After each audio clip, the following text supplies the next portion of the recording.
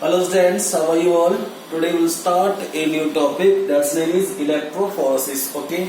First of all, you should know that what's the meaning of your electrophoresis. Okay. Electrophoresis term is made up of by two words, electro plus phoresis. Okay. Here electro means electric current and phoresis means separation. Okay. Now you should know that who discovered electrophoresis techniques. In 1931, Arne Piselius, named scientist, discovered these techniques. Okay, electrophoresis techniques. You should know that electrophoresis technique is used for the separation of nucleic acids and protein. ध्यान रखें आप इस चीज का, ठीक है. अब बताया होगा मैंने कि जो इलेक्ट्रोफोरेसिस टर्म है, ठीक है, किससे बनी है? इलेक्ट्रो प्लस फोरेसिस से. ठीक है, तो यहाँ पर आप समझ जाना कि इस टेक्निक्स के अंदर, ठीक है, electric current is applied for the separation of nucleic acids, DNA, RNA and protein molecules. ठीक है, समझ रहे हैं आप इस चीज को. अब इसमें देखो, आपको ये जानना है कि इलेक्ट्रोफोरेसिस टेक्निक्स को हम कहाँ यूज करते हैं. ठीक है बेटा, जब साइंटिस्ट को डीएनए, आरएनए या फिर प्रोटीन, ठीक है, इन मॉलिक्यूल्स को जब सेपरेट करना पड़ता है, ठीक है, on the basis of their size, then this technique is used. Okay, अब जैसे हम बात कर रहे हैं कि बायोटेक्नोलॉजी के अंदर इलेक्ट्रोफोरेसिस का क्या रोल है. ठीक है, तो आपको पता है इस चीज का कि in case of biotechnology, from one organisms DNA is isolated. Okay, after isolation of DNA, this DNA molecule is cutted by the help of specific restriction enzyme. When restriction enzymes cut this DNA molecule, okay, then different size fragments are formed. Okay, बस यही fragments जो होते हैं बेटा, यही अलग अलग size के होते हैं. ठीक है, कोई स्मॉल फ्रेगमेंट्स है, ठीक है, कोई मीडियम साइज डीएनए फ्रेगमेंट्स है, कोई लार्ज डीएनए फ्रेगमेंट्स है. ठीक है, और जो इनका साइज है, it is based on the number of nitrogen base. ठीक है, कि जैसे मैं बात कर रहा हूं आपसे कि इस डीएनए फ्रेगमेंट्स के पास 100 नाइट्रोजन बेस पेयर्स हैं, इसके पास 150 नाइट्रोजन बेस पेयर्स हैं, इसके पास 200 नाइट्रोजन बेस पेयर्स हैं. ठीक है, तो कॉमन सेंस की बात है कि ये तो लार्ज फ्रेगमेंट्स होगा L, ये मीडियम साइज्ड होगा M, और ये स्मॉल डीएनए फ्रेगमेंट्स होगा. ठीक है, तो इसमें क्या है कि सिंपली हमें ये तो पता है कि आरडीएनए टेक्नोलॉजी के अंदर जैसे हमने आइसोलेशन कर लिया डीएनए का, ठीक है, उसको हमने कट कर दिया. ठीक है, और उस कट करने के बाद जो डीएनए फ्रेगमेंट्स बनेंगे उनमें से हम सेलेक्ट करेंगे सुटेबल डीएनए फ्रेगमेंट्स. ठीक है, जो डिजायर्ड डीएनए फ्रेगमेंट्स होता है, और इस डिजायर्ड डीएनए फ्रेगमेंट्स को हम लाइगेट कर देंगे साथ किसके? वेक्टर डीएनए के. ठीक है, लेकिन इससे पहले, ठीक है, जो टेक्निक काम में ली जाती है बेटा बायोटेक के अंदर, उसका नाम क्या है? इलेक्ट्रोफोरेसिस. ठीक है, क्योंकि यही टेक्निक हेल्प करती है बेटा for the separation of DNA fragments on the basis of their size. ठीक है, पहले स्मॉल फ्रेगमेंट को सेपरेट करेगी, पहले स्मॉल फ्रेगमेंट्स, फिर मीडियम साइज, और फिर लास्ट में लार्ज डीएनए फ्रेगमेंट्स. ठीक है, बताऊंगा पूरा प्रोसीजर आपको मैं कि इस टेक्निक्स के अंदर कैसे मतलब डीएनए फ्रेगमेंट्स सेपरेट होते हैं. ठीक है, फिर हम बात कर रहे हैं, ठीक है, टाइप्स ऑफ इलेक्ट्रोफोरेसिस टेक्निक्स की. अलग अलग टाइप्स होते हैं बेटा इसके इलेक्ट्रोफोरेसिस टेक्निक्स के. ठीक है, तो पहला आप देखें, इसमें है, एक मिनट बताइए, फर्स्ट है gel electrophoresis, second pulse field gel electrophoresis. ठीक है, तीसरा है पॉली एक्रिलेमाइड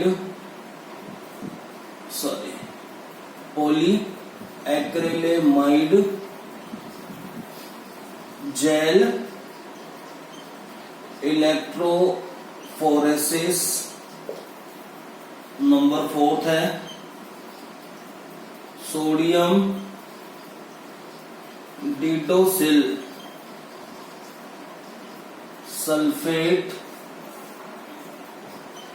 PAGE, ठीक है, शॉर्ट में उसको बोल सकते हैं SDS PAGE, ठीक है। जो PAGE है बेटा इंडिकेट कर रहा है पॉली एक्रिलामाइड जेल इलेक्ट्रोफोरेसिस, ठीक है। नंबर 5 है आयन एक्सचेंज इलेक्ट्रोफोरेसिस, ठीक है। अब ये डिफरेंट टाइप्स है इलेक्ट्रोफोरेसिस टेक्निक्स के that are used for the separation of nucleic acids and protein molecules, ठीक है। अब हम बात कर रहे हैं कि जो जेल इलेक्ट्रोफोरेसिस टेक्निक्स है बेटा, ठीक है, this gel electrophoresis techniques is also used to separate nano particles, ठीक है। जो नैनो पार्टिकल्स होते हैं बेटा उनको सेपरेट करने में भी इसका मतलब रोल है जेल इलेक्ट्रोफोरेसिस का, ठीक है। अब इसका नाम है जेल इलेक्ट्रोफोरेसिस, ठीक है। तो इस टेक्निक्स के अंदर बेटा एक जेल यूज किया जाता है, ठीक है। वैसे अलग अलग जेल्स होते हैं अलग अलग टेक्निक्स में, ठीक है, जिनको हम यूज करते हैं for the separation of nucleic acids and protein molecules, ठीक है। तो इसमें आप इतना ध्यान रखें कि जेल इलेक्ट्रोफोरेसिस टेक्निक्स के अंदर, ठीक है, हम यूज करते हैं gels for the separation of nucleic acids and proteins, ठीक है। और इसी टेक्निक से, ठीक है, जो साइंटिस्ट हैं they can easily separate nano particles, जो बहुत छोटे पार्टिकल्स होते हैं केमिकल मॉलिक्यूल्स के, ठीक है, तो उनको भी इजिली सेपरेट कर सकते हैं, ठीक है। अब बात चलती है अपनी सेकंड टेक्निक्स की, ठीक है। ये फर्स्ट की बात थी, अभी second techniques pulse field gel electrophoresis, okay.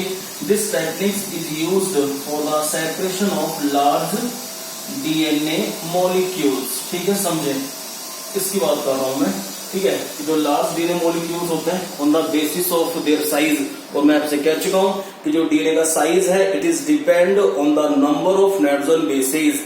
जितने ज्यादा नाइट्रोजन बेसेस होंगे उस डीएनए के टुकड़े के पास, उस डीएनए के फ्रेगमेंट्स के पास, ठीक है, तो वो डीएनए का फ्रेगमेंट्स और डीएनए फ्रेगमेंट्स की तुलना में क्या कहलाएगा बेटा, लार्ज डीएनए फ्रेगमेंट्स, ठीक है, समझे आप इस चीज को, ठीक है। तो जो पल्स फील्ड जेल इलेक्ट्रोफोरेसिस है, ठीक है, इसके अंदर भी हम जेल यूज कर रहे हैं, ठीक है, for the separation of large DNA molecules, ठीक है। नंबर जो 3 है वो है बेटा पॉली एक्रिलामाइड जेल इलेक्ट्रोफोरेसिस, ठीक है। इस टेक्निक्स के अंदर एक जेल यूज होता है, उस जेल का नाम क्या है, पॉली एक्रिलेमाइड, ठीक है।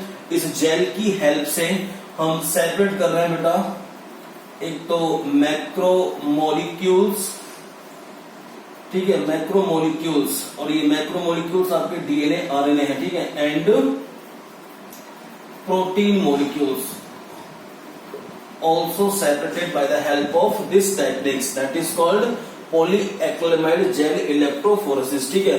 शॉर्ट में इसको हम क्या बोलते हैं, PAGE, और जो ऊपर वाली थी बेटा, ठीक है, उसको हम शॉर्ट में बोलते हैं PG पल्स फील्ड, सॉरी, तो उसको बोलेंगे अपन PFGE, ठीक है। हम बात कर रहे हैं वो 4th की, ठीक है, सोडियम डिडोसिल सल्फेट, शॉर्ट में SDS फेज इलेक्ट्रोफोरेसिस, ठीक है, इलेक्ट्रोफोरेसिस टेक्निक्स, ठीक है। इसको यूज करते हैं बेटा for the separation of protein molecules, ठीक है, ऑन द बेसिस ऑफ मास, ठीक है, कि ज्यादा बड़ा डीएनए मॉलिक्यूल्स कौन सा है, ठीक है। तो इसी के बेस पे on the basis of mass we can separate protein molecules, ठीक है, by the help of SDS PAGE electrophoresis techniques, ठीक है।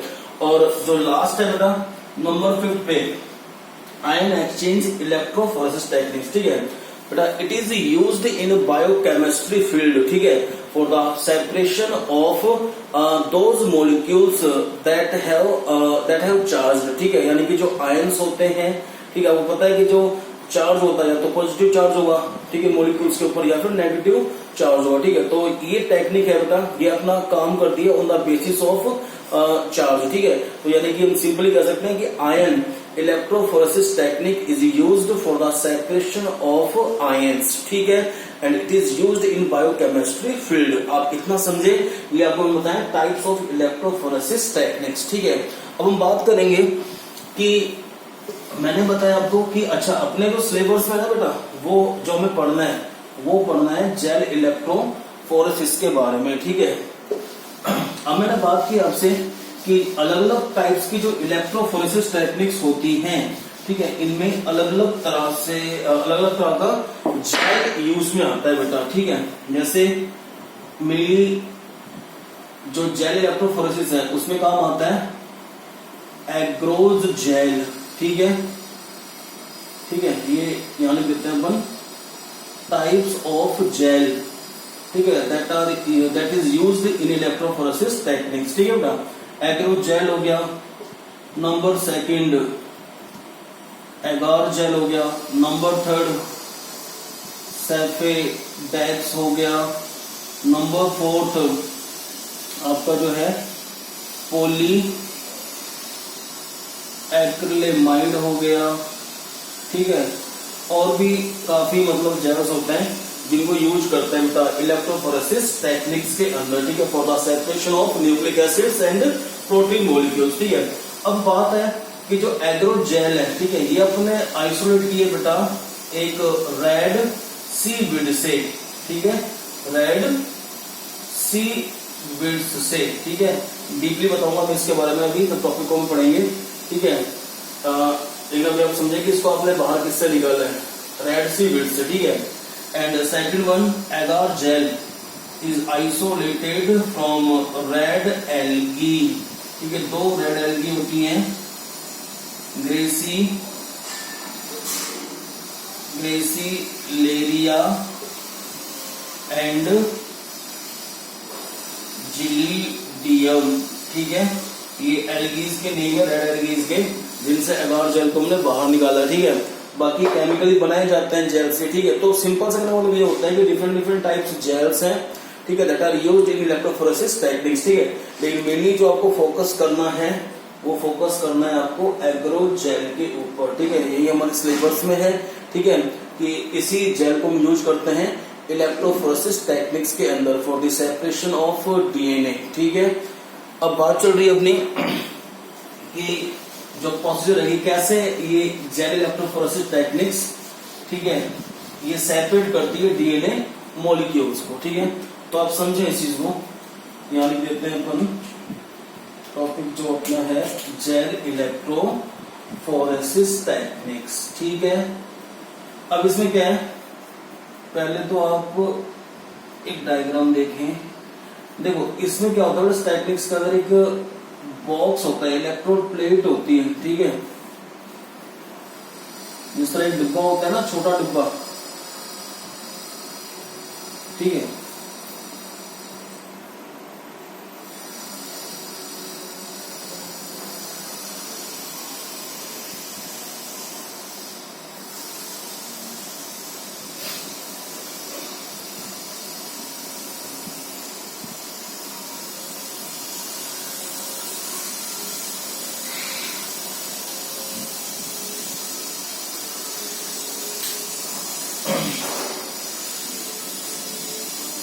ये इलेक्ट्रोड प्लेट्स है बेटा, डिब्बा है पूरा मतलब, ठीक है। इसमें इलेक्ट्रोड्स लगे होते हैं जो इलेक्ट्रिक करंट देंगे, ये है एनोड, ठीक है, ये है बेटा कैथोड, ठीक है। फिर इसमें 4 वेल्स होते हैं,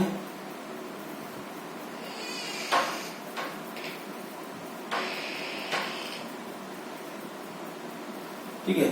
अब क्या है कि आप समझें, जैसे ये पूरा डिब्बा है, ठीक है, इस डिब्बे के अंदर छोटे और मतलब ये मतलब कह सकते हैं कि डिब्बे हैं, ठीक है। जैसे अपन आइसक्रीम जमाते हैं ना, ठीक है, तो आइसक्रीम जमाने के लिए जो वो क्या बोलते हैं कि छोटे छोटे जो डिब्बे होते हैं, ठीक है, उनमें जैसे अपन आइसक्रीम होने के लिए कोई सैंपल डाल देते हैं, ठीक है, तो उसको अपन फ्रीज में रखते हैं, ठीक है। तो ऐसे क्या पूरा एक बड़ा डिब्बा है, इसके अंदर भी छोटे मतलब जो है 4 मतलब डिब्बे हैं, ठीक है, इनको हम बोलते हैं वेल्स।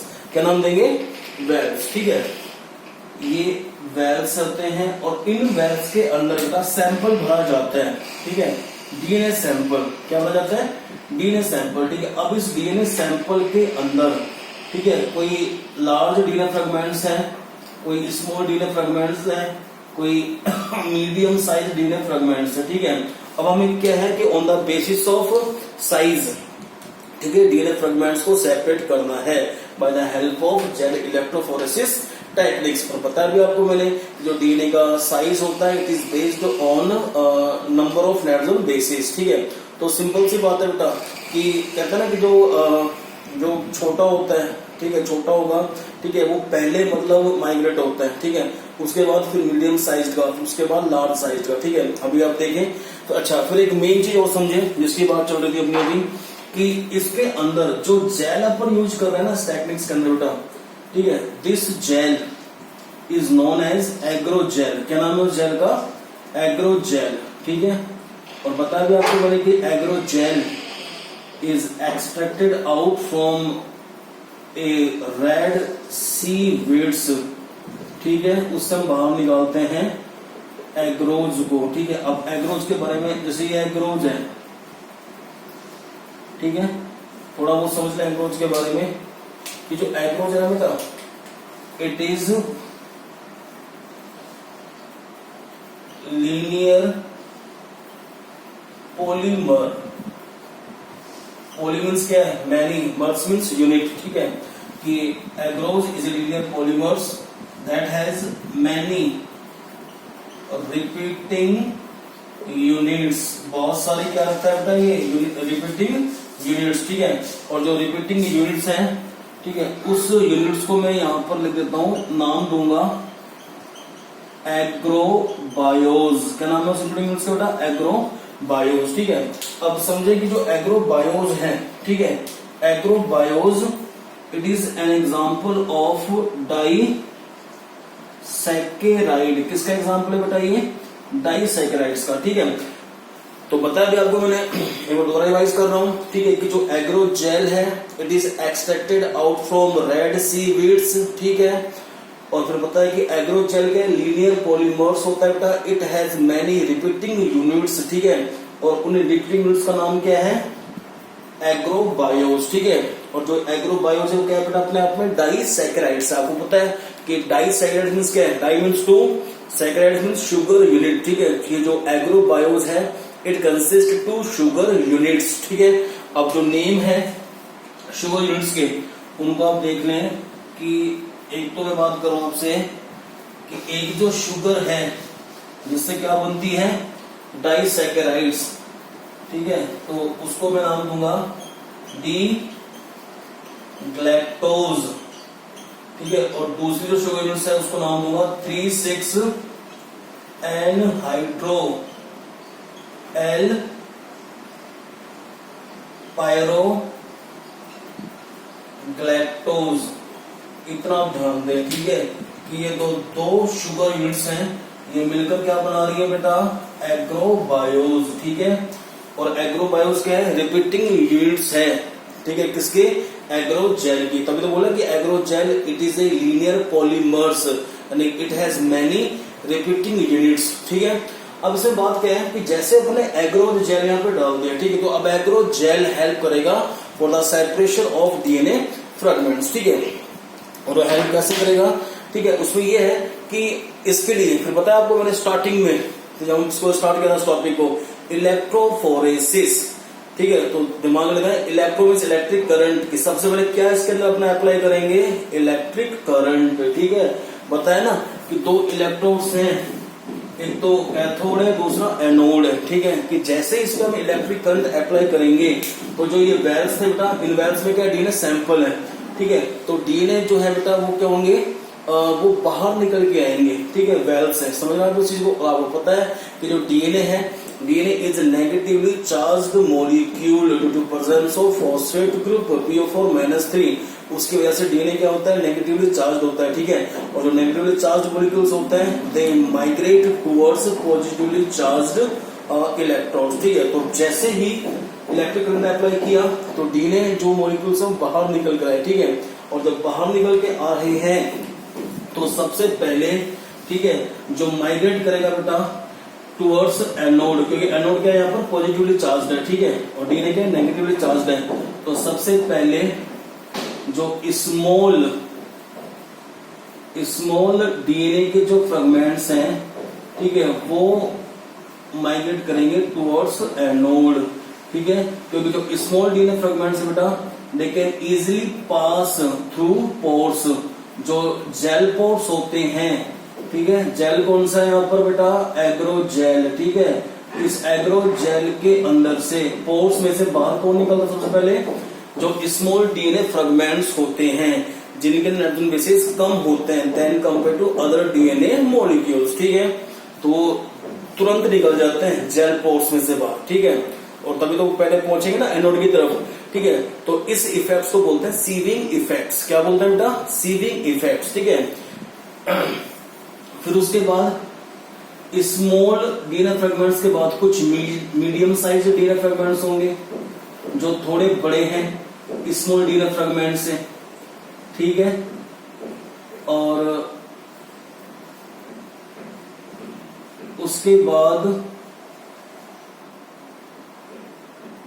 जो लार्ज फ्रेगमेंट्स है, ठीक है बेटा, due to loss of electricity, ठीक है, इसको हम दोबारा जो है मतलब स्टार्ट करेंगे यहाँ से, ठीक है। यानी सिंपल से कहना मतलब ये है, आप सुन रहे हैं, मुझे लाइट चली गई लेकिन आप मुझे सुन पा रहे हैं, ठीक है, कि जो स्मॉल डीएनए फ्रेगमेंट्स हैं वो पहले माइग्रेट होंगे, उसके बाद में मीडियम साइज डीएनए फ्रेगमेंट्स जो हैं, उसके बाद में सबसे बड़े जो लार्ज डीएनए फ्रेगमेंट्स होते हैं, ठीक है। तो इसी के बेस पे on the base of DNA molecule size ना scientist can easily separate small DNA fragments, ठीक है। यहाँ से आगे हम नेक्स्ट है ना वीडियो के अंदर बताऊंगा आपको मैं, ठीक है, वो इसी का पार्ट होगा, जैसे मैं इसको नाम दूंगा पार्ट ए और वो होगा पार्ट बी, ठीक है बेटा। Okay, thank you.